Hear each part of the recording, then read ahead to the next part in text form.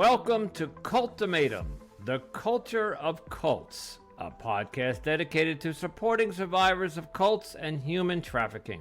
This show is hosted by myself, Anonymous Andrew. And my name is Melody. I'm going to be Andrew's co-host. I'm also a cult survivor myself from a cult called the House of Yahweh. I am a cult advocate and creator and administrator of a cult support group on Facebook called Cult Escape and Recovery. For guests on our show, we do want them to understand that we respect privacy concerns. You can always remain anonymous or use a fake name. And Melody, this is a safe haven for those who have been in a cult, survived, and escaped, and are now on a journey of recovery, trying to put their life back together. So join us as we learn together about the culture of cults. And Andrew, we also want to add a trigger warning that some episodes may contain explicit subjects including sex abuse, rape, human trafficking, suicide, and other potentially disturbing topics. Welcome to another episode of Cultimatum, the culture of cults. And with me is Melody. Hello, Melody. Hi, Andrew. How are you doing? I am doing great. I'm very excited. So the people tuning in, this is a fairly new podcast, so we're just getting off the ground. So Melody, tell us who's our guest today. Today we are going to be interviewing Gary Alt, who for a period of he was a member of the Jehovah's Witnesses, and for a period of years while he was in Jehovah's Witnesses, he was actually an elder in the group, which makes his story a little bit more unique. And Gary goes from joining as a teenager all the way through his whole story until he leaves, until his recovery today. So yeah, very interesting. Almost episode. 40 years, right? Yes, over 40 years. Yeah, I can't even imagine. I can't. Yeah. So that's a lifetime. Yes. But you'll hear in Gary's story that he's out and he's living. You know, this is one of the nice things I like about this podcast is hearing the stories of they got out, they healed, and now they're living like a regular member of society. And like the interview we did tonight, the young lady gets to see a movie, which she couldn't see a movie before. It just warms my heart that people are able to get out. And absolutely. The recovery part is the fun part of the story. I mean, obviously the tragic part is usually while they're in, something tragic or traumatic usually happens, but then when you hear that the recovery, that's like the happy ending. So all right, so let's get to the beginning so we can hear the happy ending. Okay, let's do that. We'll talk on the other side. Yes.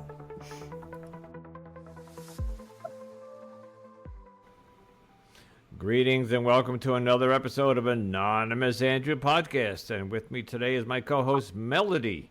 Hello, Melody. Hi, Andrew. How are you doing? I'm doing great. And today we have a new guest, and I'm excited about this guest. Could you tell the audience who we have today? We have Gary Alt with us, who is an ex-Jehovah's Witness.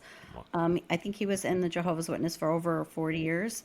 And he has written a couple of books. He's, he's out of that scene now, but he's going to tell us a little bit of his story, a little bit of about his recovery, and how he's kind of overcome I don't know. I mean, there was some trauma in his story, but he's going to tell us how that is. And I will add too, because I know we like to do this, is add that there are a couple of documentaries out there about Jehovah's Witnesses. One is available on Hulu, I believe, called The Witnesses. And then there's one called Bearing Witness that's available on Amazon Prime. Okay. Well, welcome, Gary. Welcome to the show. Thank you. Thank you for having me. Where would you like to start? You want to take us from wherever you'd like to start? Okay. You want to start how you got in? You had mentioned you don't want to focus on the negative, so take it. I want you to take the show in the direction you'd like to go. Okay. Yeah, I mean, there's always plenty of negative, but and I don't like to just avoid it for the sake of not doing it, but I just like to focus on what I've been able to do to move forward. But of course, in order to get to that point, you have to talk about what were the problems. So I talk a little bit about what got me in, because the way I got in was different from a lot of other people's experience.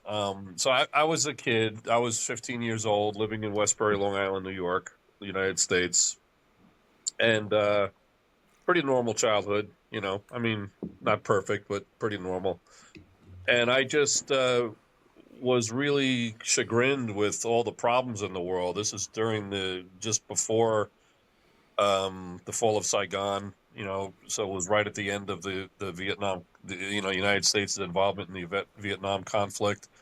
And there were just all kinds of things that really disturbed me, and I didn't really know what the answer might be to why things are the way they are, and what am I supposed to do with my future? I don't even know if there is a future. That's the way I was thinking. So the JWs, of course, the Jehovah's Witnesses, I usually just say JWs. They're really good at tapping into whatever. It's like they're looking for like a salesman looks for the button to press. What is it about this person that's how am I gonna sell this product to them, regardless of what the product or the service is? And that's what they do. Like any organization that's looking to recruit, is that they look for what's disturbing you, what bothers you, because what's your weakness? Well, yeah, a weakness, you might say, because their message is that the kingdom of God is going to solve all problems, everything, and you don't have to do anything. It's just going to do it for you. Jesus and 144,000 people with him are going to do all this stuff, and you don't have to lift a finger. Of course, there are things you have to do to qualify to be part of the solution, to be part of the benefits, but you're not going to actually make it happen. So it's like, wow, what a great story, what a great vision that is. What a great picture. So they're always looking for what bothers you most, and they'll ask outright. They'll say, if there was one problem in the world that you could fix, what would that be? As soon as you answer the question, they got you. So for me, it was things like I said, the Vietnam War, and just all kinds of things that were going on, and I learned that this is the solution to everything. So anyway, I mean, the first thing that really caught my attention was when I was on a Bible study, actually, with the guy that was my best friend, actually, and he was talking about, used some Greek words and Hebrew words, and was talking about the condition of the dead and what the hope for the dead was. And it resonated with me in an instant. It was like, oh my God, because it was kind of what I already believed, that the dead are just dead, which is not entirely satisfying, but it's better than believing they're being tortured in hell forever, Is that what JW believes? Yeah, that basically the dead are just simply dead. It's like almost like being asleep, but not even. You have to be alive. Soul. There's no soul? No, they believe that the soul is the person. You don't have a soul that leaves your body when you die. The breathing person, the living breathing person is a soul. So when you die, your soul dies because it is you. And so there's no heaven and no hell. No, they do believe in heaven and hell, but that's not where people go when they die. The idea is that heaven is made up of angels that were created as angels. And hell is just, I'm trying to remember now. Hell is just the state of being dead. It's not a place. It's not a condition. It's just this is what happens when you're dead. You're in the grave. So anyway, that was very satisfying to me to know that, because I had read Dante's Inferno when I was a kid, and I remember thinking, like, my goodness, if even 1% of this is true, this is horrendous. It's so horrible. And I didn't really believe it, So I developed this attitude or this personal belief that the dead are just dead. I guess that doesn't really help figure out what happens next, But it made me happy, I guess, to an extent. So now to find out that that's true, the dead are just dead, but there is the hope for the dead. And to continue answering your question about heaven, there would be the kingdom that I talked about before, the Jesus Christ being the head of the kingdom, the king of the kingdom, is also consists of 144,000. They take that number literally. That's mentioned in Revelation. There's literally 144,000 people from the earth that are taken to heaven when they die.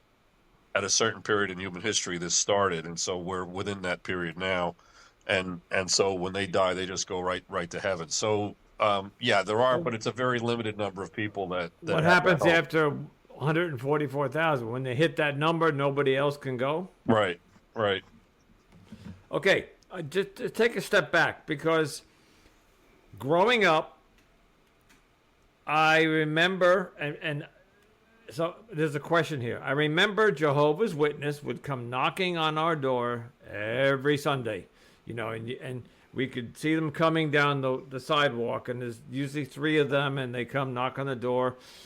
Is this how they recruited you, number one? And number two, was your family already in them, or you joined without your family? Well, the first question is no, that's not the way it happened with me. And it's actually the vast majority do not come in that way. Oh, okay. Yeah. The door-to-door work that they do is really just a big waste of time. It's just designed to keep you busy. That's something that cults do, is they keep people busy doing nonsense, It's door-to-door sales work, which doesn't really work anymore. No, it doesn't. It really never has, I don't think. It's not.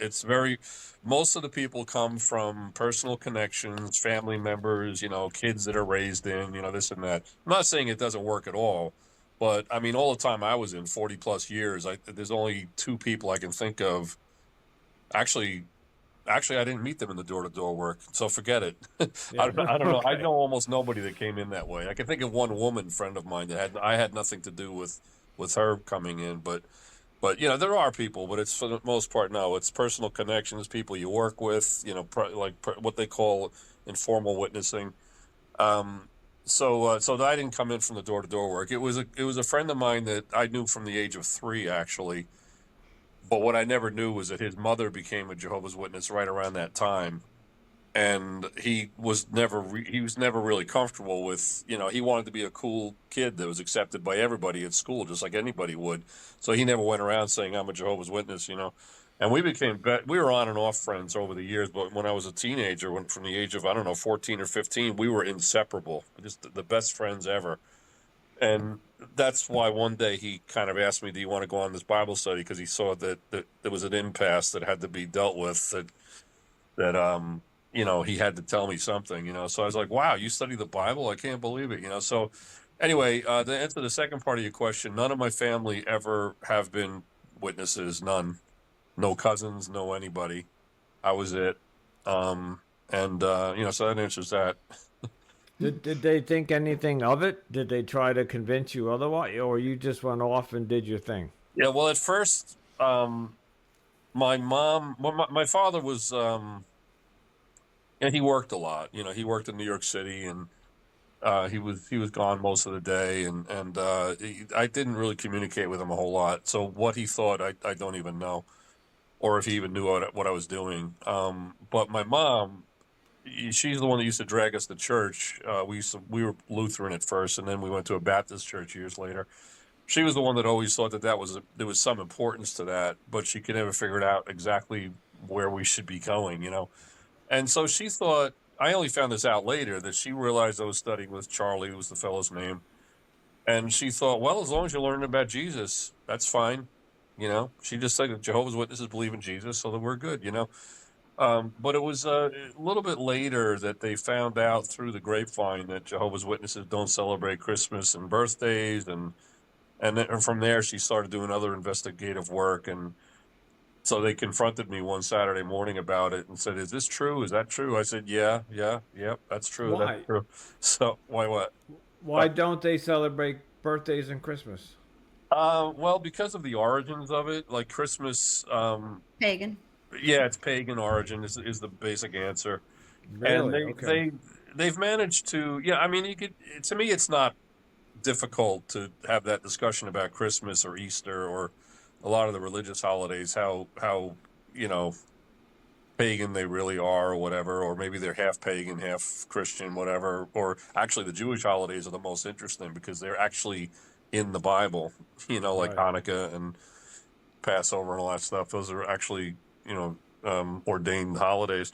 But it goes beyond that. I think that they just have a real need to be completely separate from the world. What they call the world is basically anybody that's not a Jehovah's Witness. And there has to be a complete deep line of demarcation between them and the world in general. So because there's really not a lot of explanation as to what's wrong with birthdays. If I told you, you just laugh at it. There's almost nothing. Actually, the Bible doesn't just talk about it at all. But Right. they have this prescription on birthdays. So when I my think a parents, lot of it has to do with social separation for sure.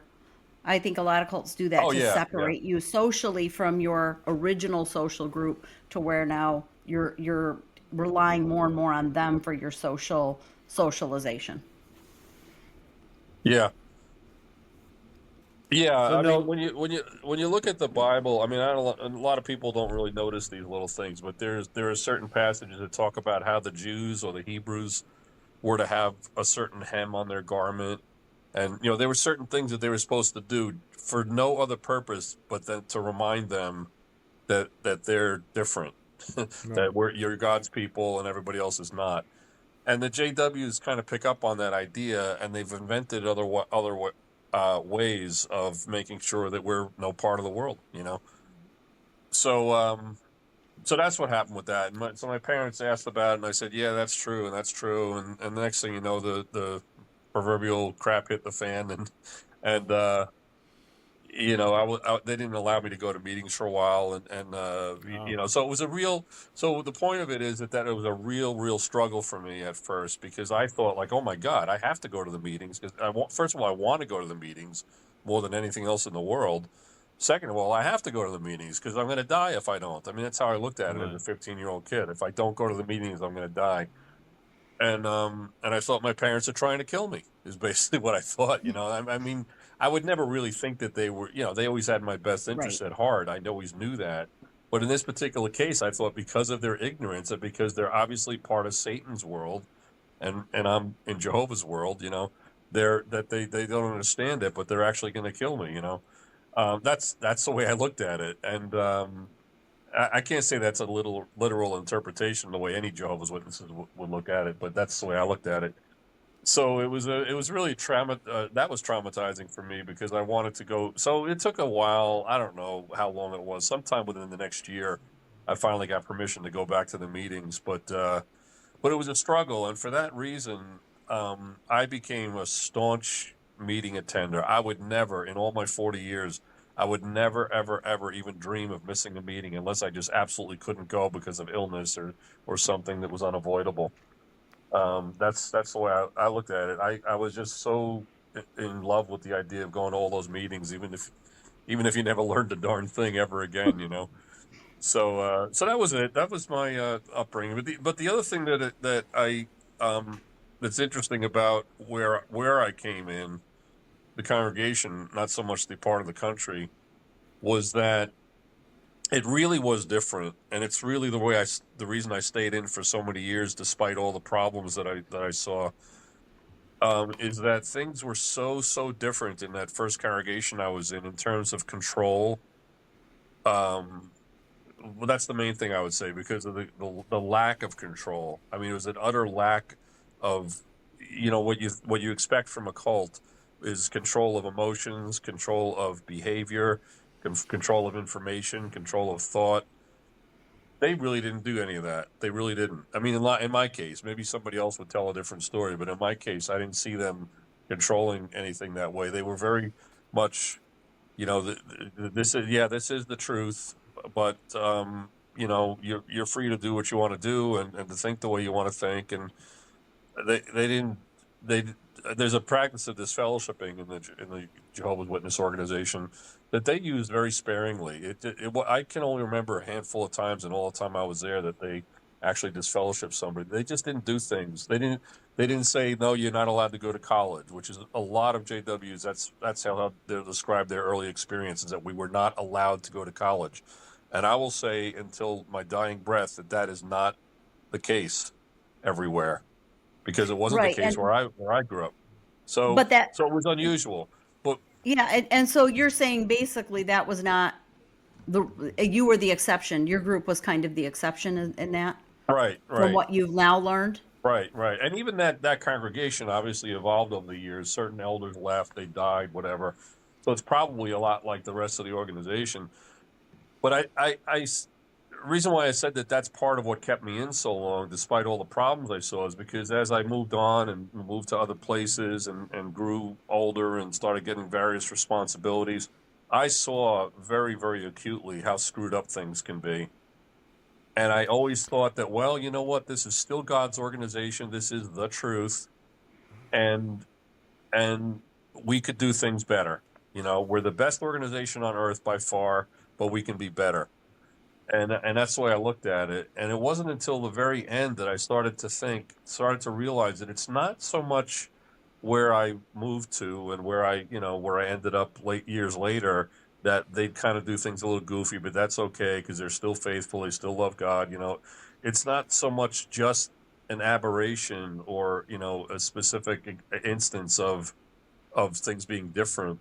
I started to realize that this is actually by design everywhere. This is the entire Wow. organization all over the world. Well, Where I came in was the exception. It was the anomaly. well, and that's the definition of a cult, is that they design their brainwashing, and for lack of a better word, to like Melanie and I were talking the other night to another young lady. By design they try to separate you from your family and your friends and society. So if you should think about leaving, you would be alone, Right. And so I just want to ask you something. So you slowly, over the 40 years, escalated, promoted to states. I'm just going to throw words out: statesmanship or elder, or like, so there's rankings in JW, and you, because you were in there for so long and you were a regular and they promoted you. Is there a promotion within the organization? Well, they wouldn't use that term, but yeah, there are certain positions of authority, positions of functions. Like every congregation is basically overseen by a body of elders. So it's not one guy like a priest or a pastor. It's a body of elders. It could be 3, it could be 10, 15, whatever. And they work together, and no man makes a decision for everybody. Typically, at least they're not supposed to. And so I, eventually became an elder. Yeah, I did that for, I don't know, about through the 80s and 90s, I guess. So there are no priests, there are no popes, there are no whatever. Every religion has a name for, like in La Luz del Mundo, they have apostles. So nobody was given a title. No, basically you have I mean, everybody calls themselves brothers and sisters. That's the only, Okay. so-called title, but that's for anybody that's baptized. It doesn't matter if you're a man, a woman, child, adult, whatever. The only really positions, well, all right. So elders are in the congregation as the body of elders, and the ministerial servants are like deacons. They do clerical things for the most part. But then you have other elders that are, you might say, above them. They don't like to use that terminology, but there are what are called traveling brothers or circuit overseers or district overseers, who are basically elders who oversee groups of congregations and groups of what they call them circuits, and then there are groups of circuits that are under a district, and then ultimately it all goes up to the governing body, and they'll say that the governing body are just elders like anybody else. They're just elders that happen to have this special assignment. So there's no title for, like Okay. like the Mormons have apostles. There's no title that says like this guy is an apostle, this guy is this, or that. The governing body members are governing body, but that's not really a title. It's you're just saying that he's a member of this board. I was just going to say, was there a board of like a chairman of the board or board members that would sit around a table? I'm thinking corporate, like they sit around and make decisions. I want, and I know you're nowhere near telling the story, but up until this point, I'm hearing nothing wrong with JW. It sounds like a very well organized. They gave you a lot of freedom. They didn't pressure you into anything. So this is the $64,000 question. What makes this a cult, if that's what you might refer to it? And you did allude earlier to problems that you saw. Right. Yeah, well, I saw control. I mean, when I was on the elder body in a congregation in New Jersey, it's where I initially was appointed. I saw a lot of control, trying to control individuals' lives, using all these various things, disfellowshipping and removal of privileges and all kinds of things, shaming people. I saw it every punishment. Day. Yeah, all the time. I saw it every day. And I always saw it like, well, okay, I know that those things are there for a reason. These avenues, let's say, of controlling people, but we're overusing them and misusing them like crazy. And I saw that as aberrations that were peculiar to where I was.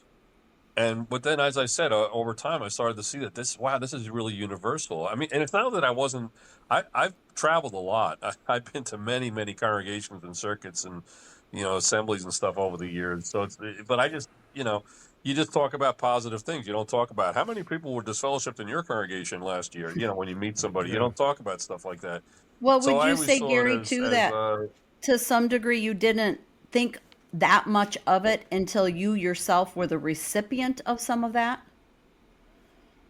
Well, not until later.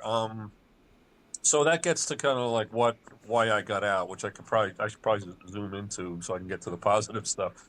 Yeah, let's do that. Yeah. So at one point, I had to step down as an elder for personal reasons. And as soon as I did that, I remember the guys telling me that, hey, this is cool. This is the best decision. Inside of probably 6 months to a year, we'll get you back. Don't worry about it. As soon as it was announced to the congregation, I was treated differently. I mean, not instantaneously, but like within days, all of a sudden, I could feel it. I was just being treated differently, and with a certain amount of suspicion and judgment, and it really disturbed me, and then things just sort of started getting worse and worse, and I went into a state of pretty deep depression.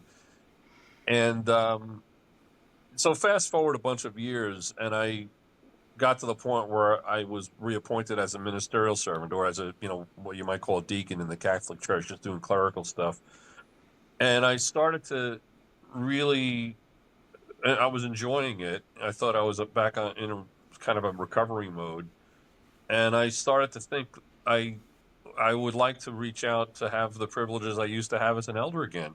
So I asked a couple of my guys, what would I have to do? I mean, I know what you have to do, but like, what am I not doing, or what am I doing wrong? Right. And from that point on, my life became a living hell, because it's hard to even describe why this would affect somebody so badly, but it's because we're supposed to have the view of the elders that they are doing God's will, and we respect them, and whatever they say is you might as well consider it God talking to you, because they were just telling me things. They were afraid of me, basically. They and I know this in hindsight, that they were concerned about me making them look bad, because they did so many things wrong. And I'm not saying I did things always right or perfectly, but I didn't really care about what the rule book said as much as I cared about the people. And I'll just give you an example. If I was talking to a woman whose husband was abusing her in some way, I would it depends upon the situation. I would say, well, why are you still living with this guy? Why? What there you can seek police protection. You can move out. There's things that you can do. There's no reason for you to stay home and be abused by this guy. But actually, the JW party line is you're supposed to stay in subjection to your husband and God's Right. Holy Spirit. If you do Regardless of things His way, abuse. everything will work out. Yeah, yeah, which is it's absurd. It's completely absurd. So unrealistic. It's unbelievable. But that's the kind of thing I would do, and I think they saw that as a threat, like because I'm being too. Free thinking. Yeah, and so that was kind of, but basically the way they described it to me was that I was too, I don't know, I was belligerent or I was argumentative or I was, Oh, they added an you weren't adjective coming every time under I talked to them. submission They to would add them. to the story. You Yeah, were going against their teachings or right, right, their right, Beliefs. their Yeah. mantra or whatever. Yeah, the right, Beliefs. right. Yeah, rules. Yeah. thank you. Yeah, so it became it got to the point where I couldn't sleep at night and I couldn't function the next day because I couldn't sleep at night, and I started having incredibly negative thoughts about, like, obviously God doesn't even want me in this organization anymore. I don't know why, but obviously I should just quit, or I don't know, but I still hung on because I thought this is the truth, and I just didn't. I just wanted to hang on and hang on and hang on.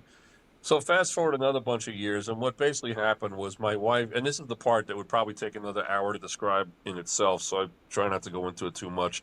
But my then wife just really wasn't happy with our marriage because of the fact that she thought that there was a spiritual dichotomy between us, that this or disparity between us, that she couldn't resolve in her mind.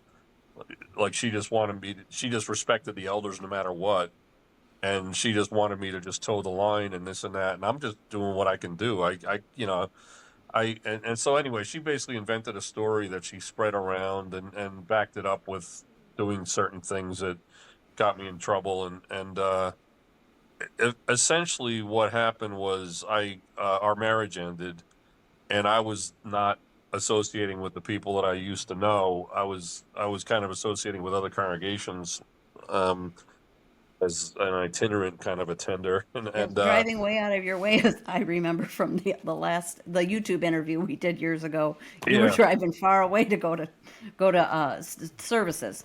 Yeah, yeah, and that also had to do with the fact that I was a radio DJ, an FM DJ at the time, and the word was getting out about like these people that were like Gary's most beloved companions are all treating him like a pariah. I wasn't disfellowshipped or anything; they just were treating me like a pariah, and and they knew the real story about.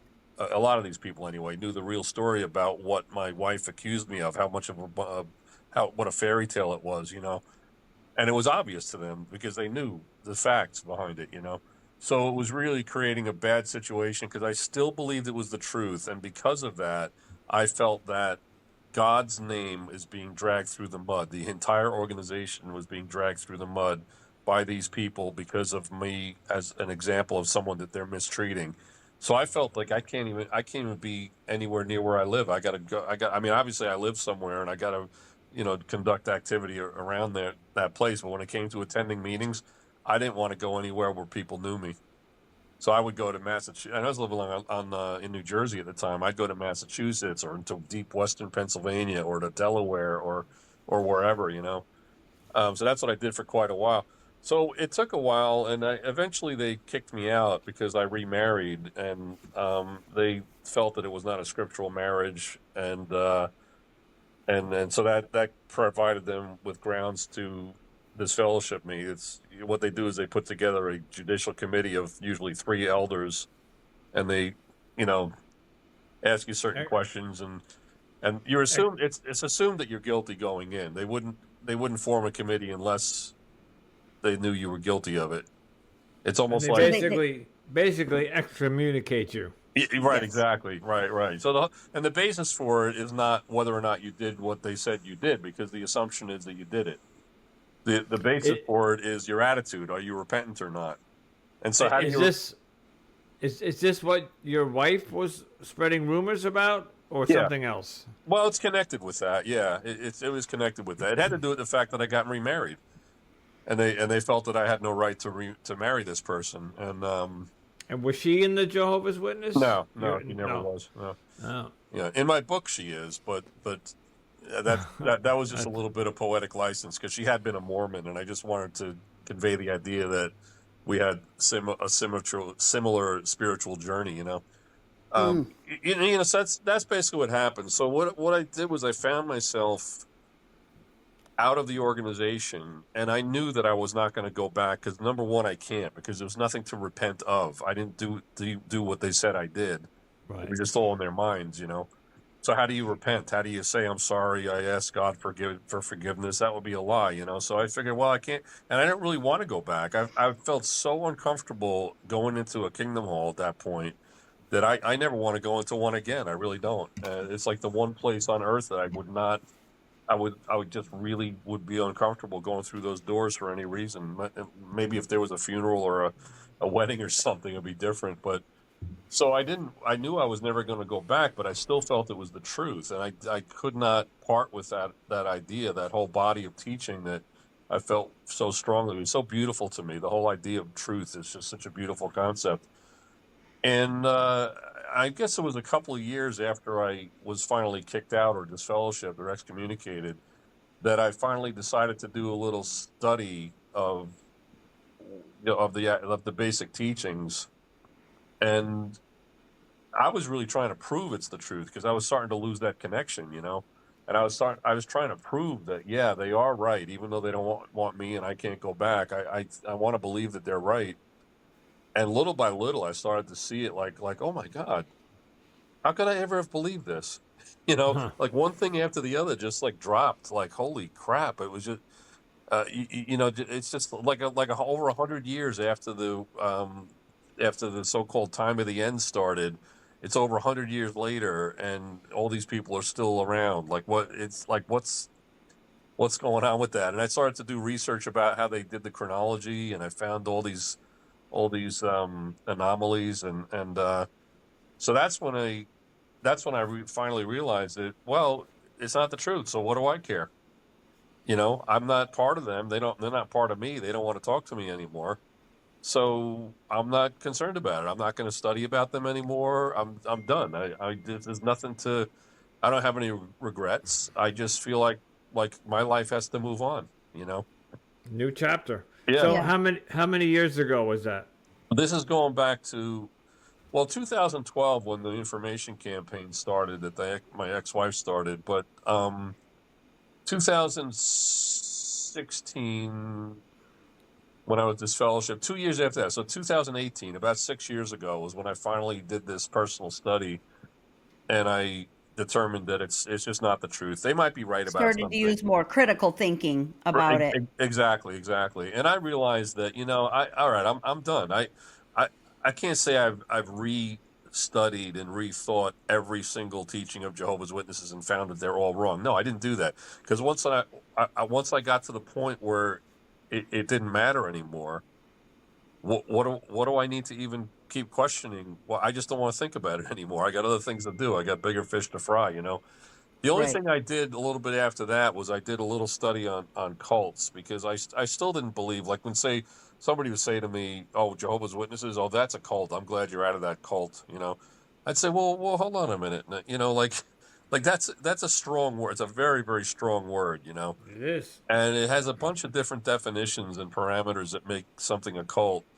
And I actually read Singer's book, which quotes Lifton, and I determined that no, they're not a cult because they don't control the way cults usually do, and this and that. And then I started to think that I was looking at it from my perspective only, and this again goes back to my days in Westbury. I was only looking from it from that perspective. And I said, no, actually, when you really look at it, the control is incredible. It's unbelievable. Yes, they do go to the same school as other kids. Yes, they might work next to you at your job at wherever, and they smile and they wear normal clothing. Yeah, but no, the control is actually very, very palpable. It's unbelievable when you really look at it and you think, wow, that's always been there, and I never saw it. And that's how controlling it is that you don't even see it until So is it fair to say, and I'm not putting words in your mouth. Is it fair to say that today you view them as a cult? I would say yes, but I don't go around using that word because first of all, Okay. it's not important to me whether they're not a cult or not. I always say it's like I'm in the Serengeti, and I see like 1,000 feet away, I see what looks to be perhaps a feline, very large creature that seems to be coming at me. I don't really care whether it's a lion, a tiger, or whatever. I just want to get away from it. Get away from it. So Okay. so Very who the good heck cares? analogy. Yeah, so I don't go around saying, "Oh, it's a cult, it's a cult." Other people do, and that's okay with me. But I just don't because I don't think it's productive. Um, I don't. It doesn't have much purpose to me to go around saying that. Okay. It's Yeah. but the actual answer to is it a cult? I would say yes, definitely. Um, Where has that left you with your relationship with God today? well, my personal beliefs and feelings are in a nutshell that I still believe in a creator. I still believe because I don't have nearly enough faith to believe the opposite. Um, I still believe in a creator, and but I just don't know what I believe about the Bible itself. I just don't know. Okay. Every time I start tearing it apart, it gets it comes apart at the seams more and more, and then I start to think, does that mean I have no respect for it at all? I'm not really sure. I don't really Okay. think it matters. I really don't think it matters because I have a strong enough belief in an entity that is responsible for life in general that obviously is A higher power. not just a higher power, but so loving and had so much purpose in mind for creating things the way they are.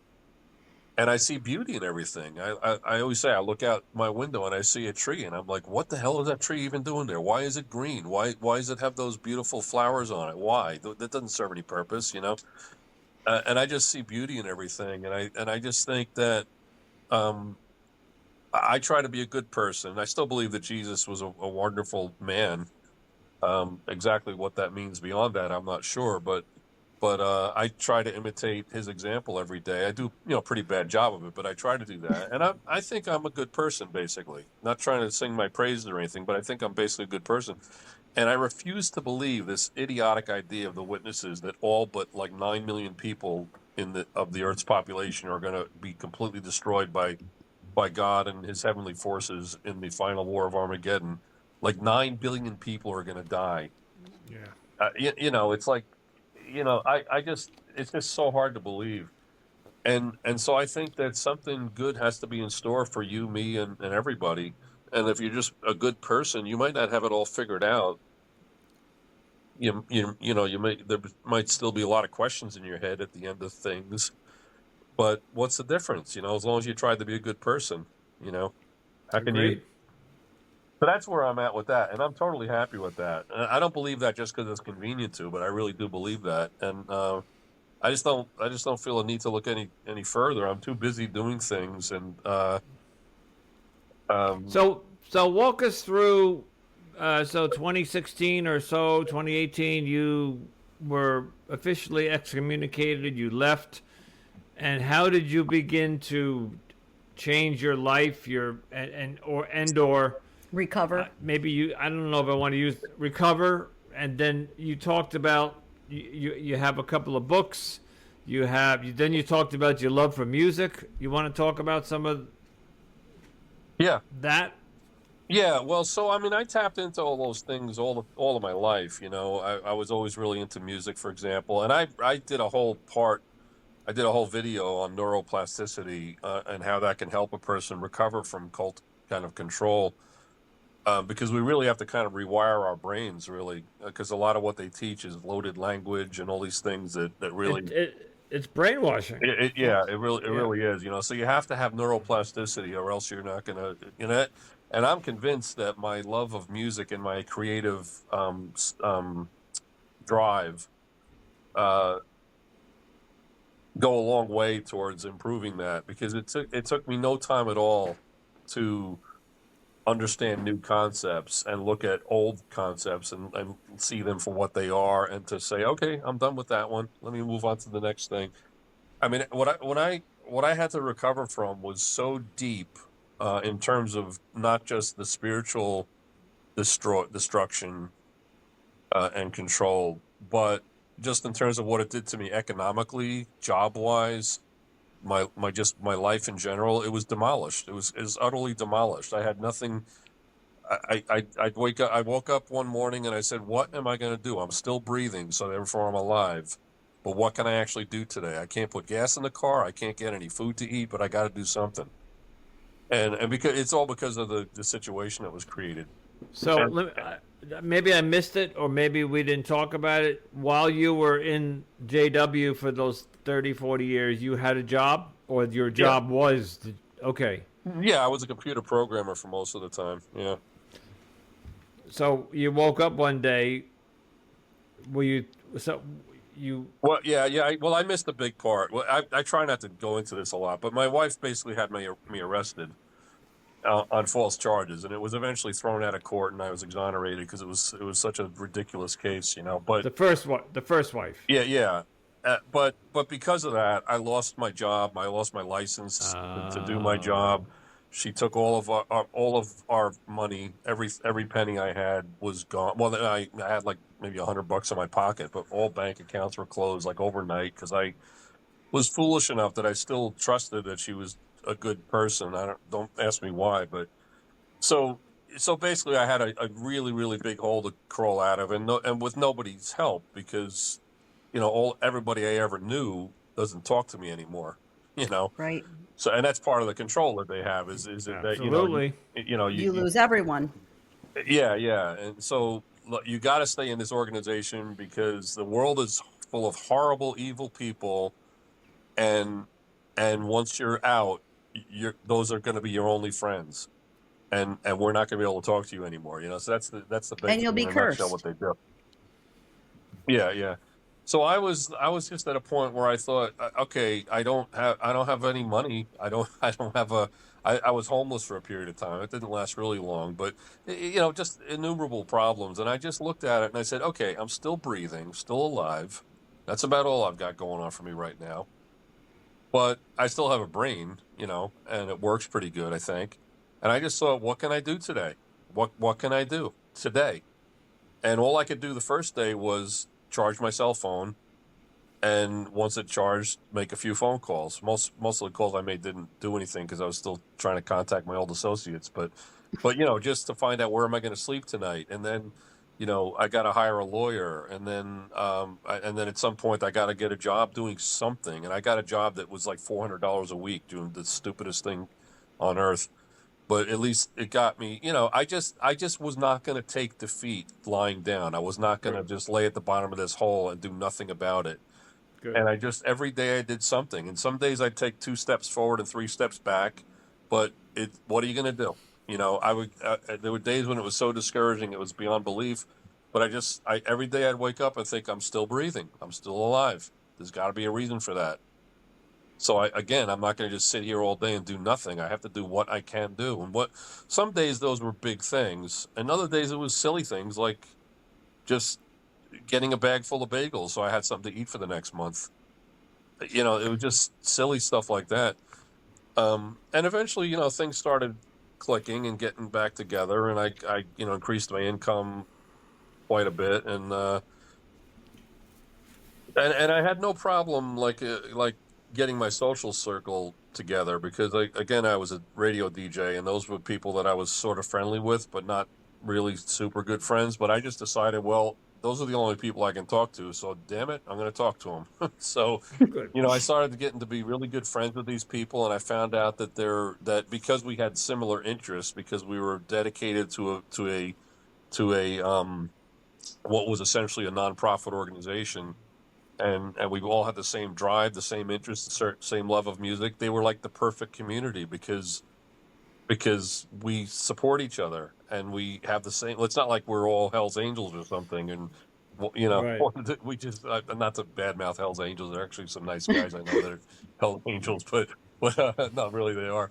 But Well, my point basically, is that what we you're were it saying was. is that because of what the Jehovah's Witnesses teach about people who aren't in the Jehovah's Witnesses, that everyone outside is like, we're all evil, they're all of Satan, and you figured out, oh, that's not true, basically. Yeah, I kind of already knew that that wasn't as 100% black and white as they made it Right. out. But I did believe it that yeah, you go outside the organization, you're going to be in trouble.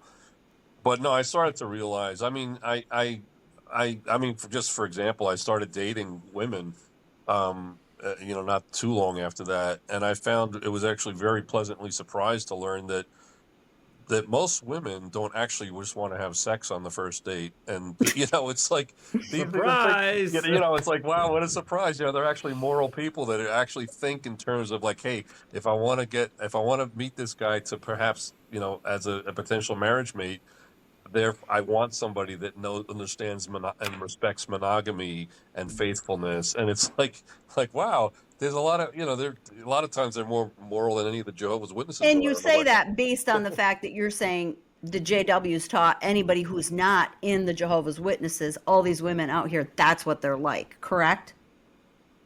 oh yeah, yeah, they're going to lift their skirt for the first guy that walks down the street, and Right. yeah, absolutely. And it's just, I mean, yeah, well, sure, there are plenty of immoral people in the world, but no, it's not. It's not like it's a plague.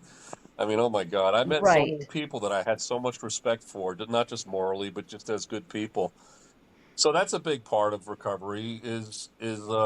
I would say just from experience, I learned how to adapt to this new environment because I know a lot of ex JWs, or I call post JWs, or anything post Mormon or post Scientologist, whatever. They all have a similar problem where they don't know how to make friends. They don't know how to really relate to Well, people, yeah. and their old friends have abandoned them. I didn't really have a problem with that. I guess because of the neuroplasticity, but I don't know. I just learned a lesson along the way that hey, these are good people. Those people over here. Well, okay, this guy I can't trust him because of what he just did. So you just have to be rational and reasonable and realize that there are good people and there are bad people everywhere. Tap Yep. into the good people and don't worry about the bad people. Don't condemn them. Don't be scared of them. Just realize that that's probably not somebody I want to really spend a lot of time hanging around with. Correct. Right. So just these life lessons that weren't really hard for me to figure out. They're very hard for a lot. I think the people I have the most concern for, the most well anyway, the most concern for are people that were like little kids, like they were born into the religion, or Right. their Right. parents came in when they were 5 or something like that. Because that's all they know. That's all they Right. know, and they never learned how to make friends with people except unless they sat next to them at the Kingdom Hall and shared their beliefs. That was the basis for their friendship. Um, so I have more understanding of people like that and more concern about them. But for me, I just like to continue learning. I'm always learning. I'm always reading about psychology, and I don't really care about researching religions and stuff. That doesn't interest me. But I'm always trying to learn about psychology and practical ways to help people that, for the most part, people that were raised in some sort of occultish environment. That the answer to some of their problems is not that complicated. I'm not saying it's easy to implement, but because it takes work, but it's not complicated actually. It's it's like talking about making friends. It's a matter of learning that you can trust people. Doesn't mean you can trust everybody. Here's what to look for, this and that. I became a life coach at some point because of all this I stuff. was just going to ask you that. Are Yeah. you coaching people, ex-members, survivors of other organizations, cults? Yeah. Yeah, and they end up mostly being ex-JWs just because of the network, I guess, but it could be anybody. But yeah, it's really remarkable. Well, let's say the job of a life coach is not to diagnose and treat No. emotional and mental disorders. It's to basically to coach, like you would coach a football player or something. Like, hey, you're doing great. Hey, why don't you try this and do. So it's it always amazes me. I'll talk to somebody that has a slant on things that I've never quite heard before. That it just seems like, oh my God, what a dead end this person is in. I don't know, what am I going to do? And the more they talk and talk and talk and talk, and I just listen and listen and listen, and I start to realize that it fundamentally comes down to the same thing: is that this is the way we were taught, and we were taught wrongly. This is Yeah. not our view of ourselves is inaccurate, and the manifestation in your particular case is different from this person's manifestation of it, but it's the same concept. So let's take that apart. And so why exactly can you trace back why exactly you feel this way? Why you think that you're not capable of doing this or that? And in no time at all, I mean, I'm not discounting therapy, psychiatry. Those are great helps to a lot of people that absolutely need that. And for those people, I probably can't help them if it's a real like psychological problem. But in most of the cases I've dealt with, inside of like 4 or 6 or maybe 8 sessions, they're done with me. It's Okay. whereas we're therapists, you could be in therapy for years, Oh, for years. Yeah, Yeah. Right. You because basically I are don't, I helping don't, people deconstruct what they've learned and use critical right. thinking to put their lives back together. Right, exactly. In practical ways, So in other words, I'm not trying to put a label on it like you have, what we call this or that. It's just like, oh, okay, so you were taught this, and how does that affect your ability to process new information? Function. Right, And exactly. Yeah, yeah. yeah. So I So I Gary, yeah. where are you today in all of this? It's 2024. Are you remarried? And by the way, and you don't have to answer this. Were there any children involved? Any of your wives? Did you have children? Yeah, we did have 3 kids with my first wife, and they're not kids anymore. They're all in their 30s, I guess, now. Yeah, they're all in their 30s.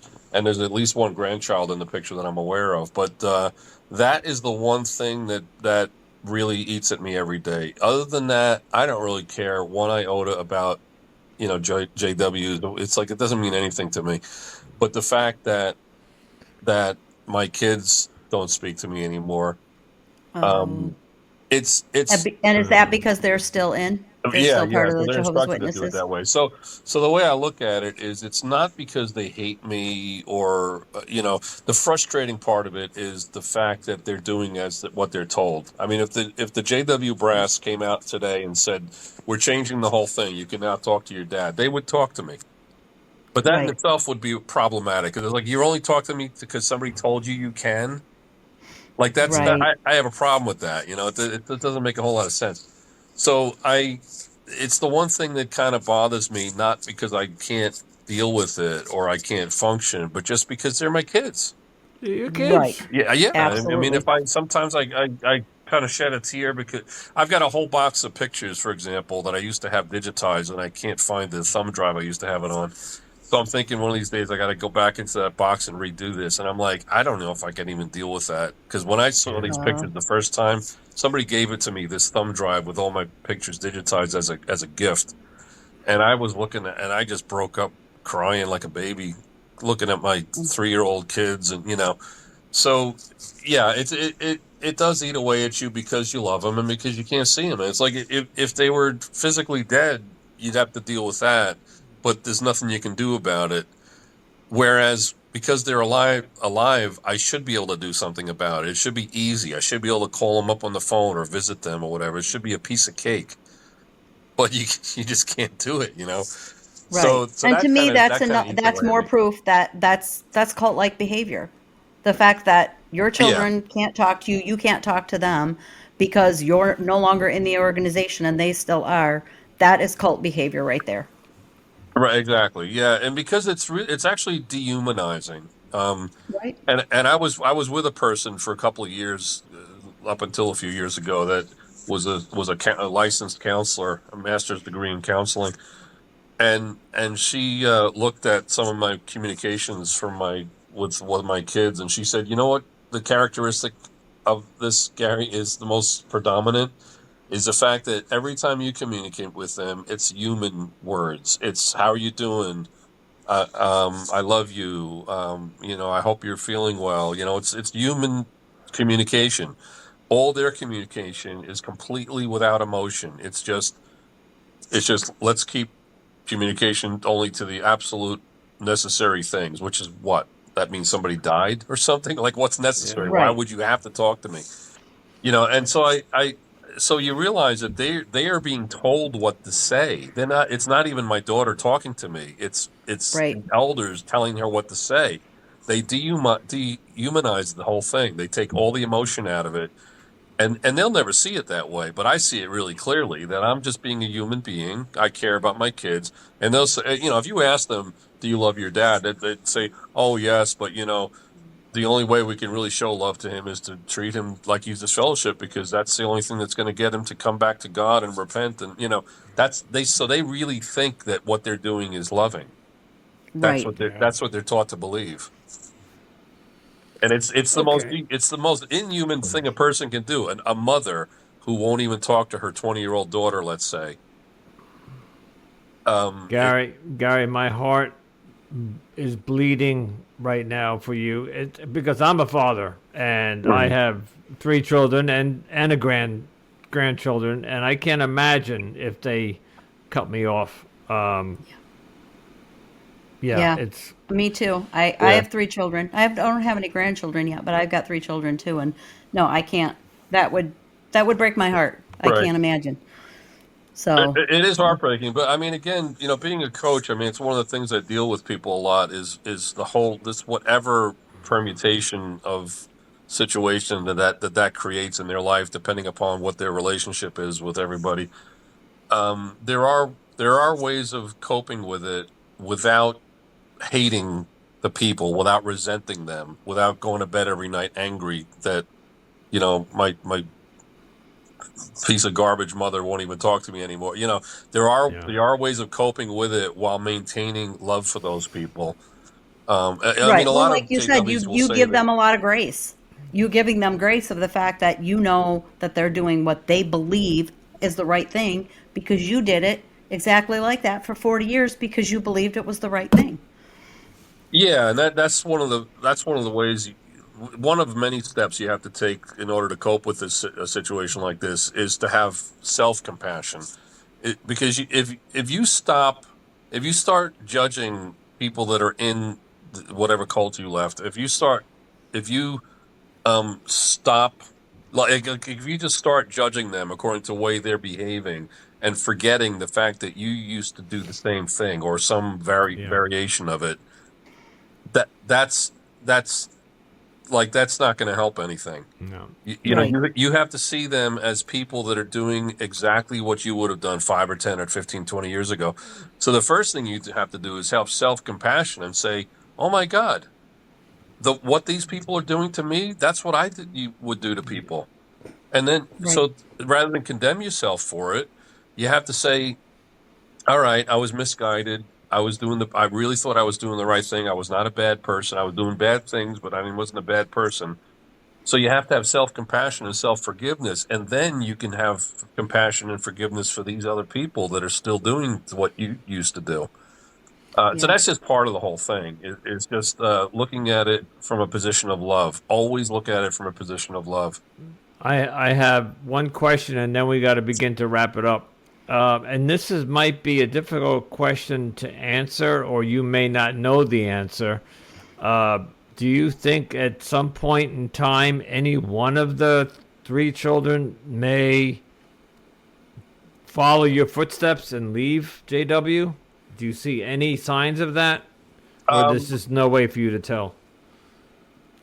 there's one or two things that I've observed that I think about, and I don't want to go into specifics because I could get them into Right. trouble, because you never know who might be listening. But but suffice to say that they really would have to leave in order for things to start making sense. And I'm not on a campaign to get them out. I would never call them up and say, "Hey, you know what? I did this research on this particular doctrine, and you got to really look." I would never do that. No, I'm No, not for you one would and nor minute. wait would for they them look to at come it. out and reach out to you. Right, right, Right. right, right. And there's plenty of reason for that. I mean, the And, JWs are in so much trouble all over the world with their tolerance of pedophilia, and they're just the outright lies that the governing body members have made publicly that you can't hide anymore. You can't hide if you just you Google enough and you'll find it. Not on an apostate well, website, but on the any news or government website you can think of. the So one the one thing that so far from what I'm hearing and through this podcast is almost every cult that I have interviewed or been there's a sexual abuse pattern in across cults, churches, you know, from the Catholic Church to the Jewish community to the horrible Twin Flames universe to the IFB to the Luz de Mundo. There's rape, there's sexual abuse, there's suicide, and it's not supposed to be that way. right, No. You know, Yeah, it's just it is sad. heartbreaking. yeah, and to me that's one of the, and it's not. I probably should clarify that I don't for one second believe that JWs as a group or even as authorities in the church, the governing body, I don't for 1 minute think that any of them, or as a group, I should say, think that pedophilia is a good idea or it's a practice that they're interested in. I Or mean, condone it. yeah, they don't condone it, No, but what it is that they're very, very, very lax about taking care of the situation. And there are some, you know, a lot of the instances of pedophilia have been perpetrated by elders and things like that. So I'm not saying that they're all innocent, but even the ones that are innocent of actually having participated in it, they would never say that. Oh, you know, yeah, no, pedophilia is okay with me. but They Gary, the same thing happened in the Catholic Church. right, exactly, Right. right, They swept it under the rug. They took the priest who was accused and they moved him to a different parish. You know, right. they didn't have any consequence for it. So Yeah, so Yeah, that's the which problem. And the thing is that nowadays, again, because of the accessibility of the internet and the expansiveness of it, um, and they've been tapping into it because of COVID, because they started having all their meetings on Zoom and you know this and that. mm, So it's like you can't take it out of people's hands, and all you have to do is do a Google search on Jehovah's Witnesses, and most of the hits you're going to get are not the official website jw.org. It's gonna be some apostate stuff. Yeah, I get it, but and when I say apostate, I mean that could mean anything. It could be good or bad, but you know a lot of it's going to be stuff that's not going to be helpful. But a you lot of want it's to going to talk? be government websites and credible news sites that are reporting factual things about practices among And you know. like Melody mentioned, documentaries are being made Yeah, yes. almost every cult that has been in the news, a documentary is made of, and uh, there seems to be this Pattern. common denominator Yep. pattern across the board. Of course, I'm not going to say every cult or every religion is Right. doing this, but um, this is kind of why I wanted to do this platform, was to give people like yourself a platform to come out and talk about it, but to bring awareness to the general public, because I don't think people really think about this going on. These churches that are like in like small towns, Texas, and small towns, Oklahoma, that are doing unspeakable things and are brainwashing our children. So yada yada. Gary, let's wrap it up. Tell us a little bit about you have a book out. Do you want to talk about that? Well, I've got a couple of books out. The latest one is called Bethel Daze, Daze, and that one's actually done pretty well, believe it or not. And it's basically I just one day realized that I could probably tell an interesting story just based on my personal conversations and experiences with all the governing body members and what we call heavies, you know, guys that are like at that level, even if they don't have the same position, they're very respected, you know. And I mean, when I served at the world headquarters in Brooklyn, which is now in Warwick, New York, but it used to be in Brooklyn. I served with these guys, and because of my job, I interacted with every single one of them. Some a lot, others not so much. But and even about, let's see, well, two of the current governing body members that I know personally. One that stayed at my house a bunch of for a lot of time, and one that was my first circuit overseer, one of those traveling elders back in the 70s when I first came in. So I know a lot of these guys personally, and I just wrote about personal stories, and the fact is that some of the stories about these guys are not very flattering. They're pretty condemning, actually, but some of them are beautiful. I mean, I don't really think those are all bad people. I really don't. I mean, people would probably think I'm crazy, but you'd have to prove it to me. Some of these guys were just really they were called they've been called victims of victims by some people.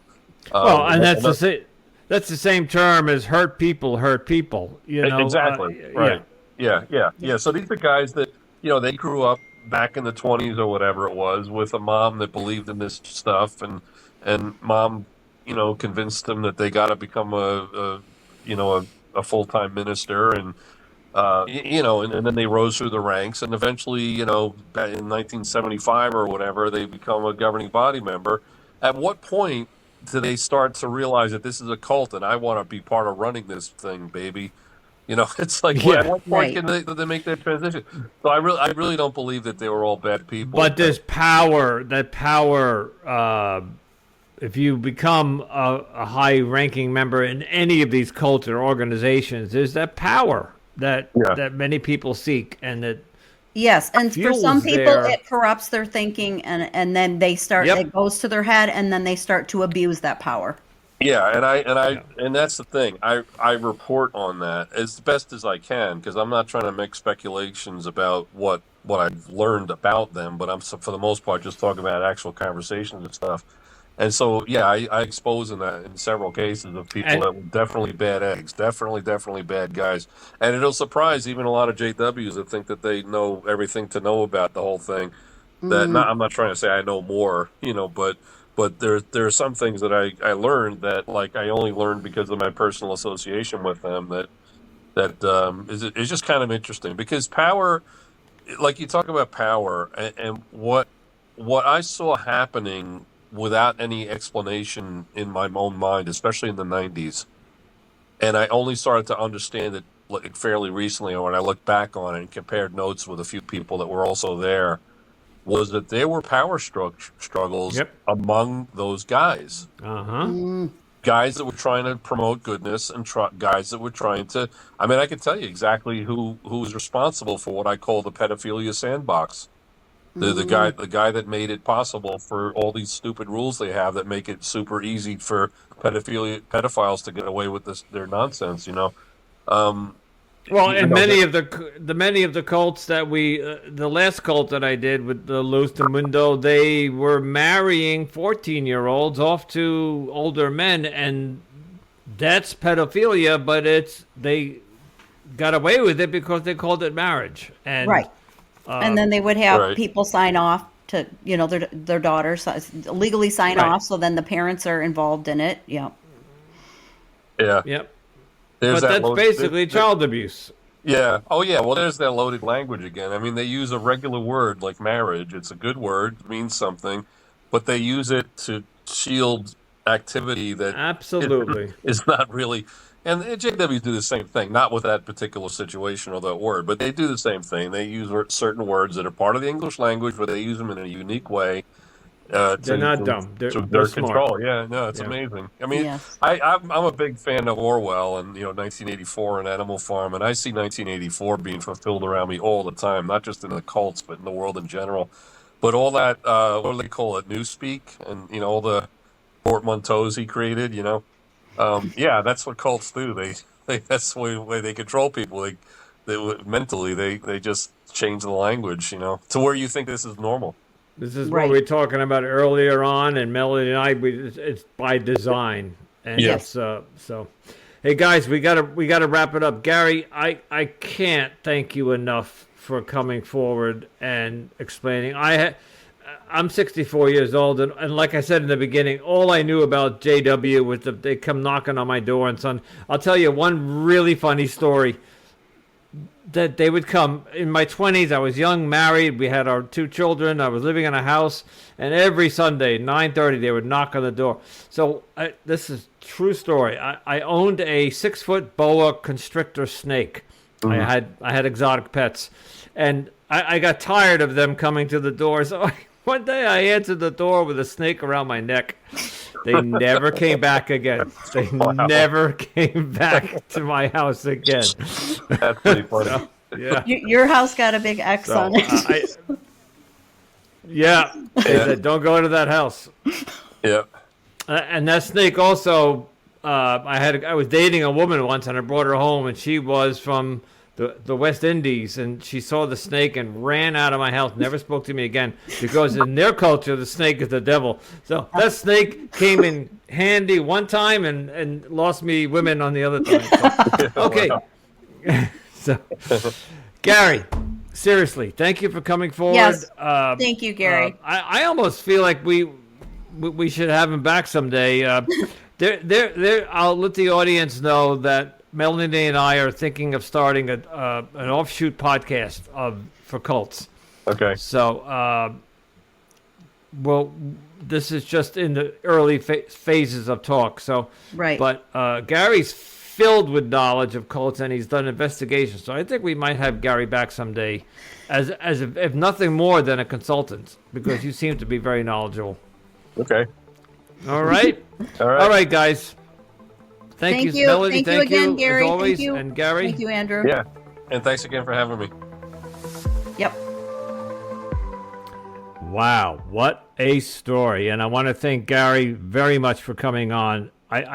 Melody, what did you think about that story?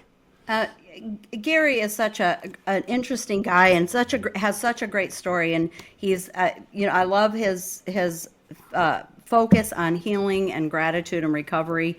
And speaking of that, I would also like to mention that I do know through a little bit of my own research that there are quite a few ex-Jehovah's Witness support groups on Facebook. So if there's anybody out there who is an ex-Jehovah's Witness and is looking for that extra support, there are quite a few groups that you can join on Facebook to help you out with that. But we want to thank Gary for joining us and sharing his story as well. Yeah, and maybe we'll do this in our intro, but this podcast is and will always be a safe place for you to come and share your story with no judgments. We're here to support you and help you tell your story so others can be inspired, maybe, so absolutely. Besides Facebook, yeah, we'd like to be part of your journey of healing. Because what your story tells, somebody you never know might be in a cult listening and know that there is life after a cult. That seems to be the common thing here, is that people are afraid to leave cults because they're told there's no life after that, Exactly. No, so I agree 100%. All right, Melody. So thank you. Thank you very much. And we'll talk on the next episode. Yep. All right. Yes. Thank you, Gary.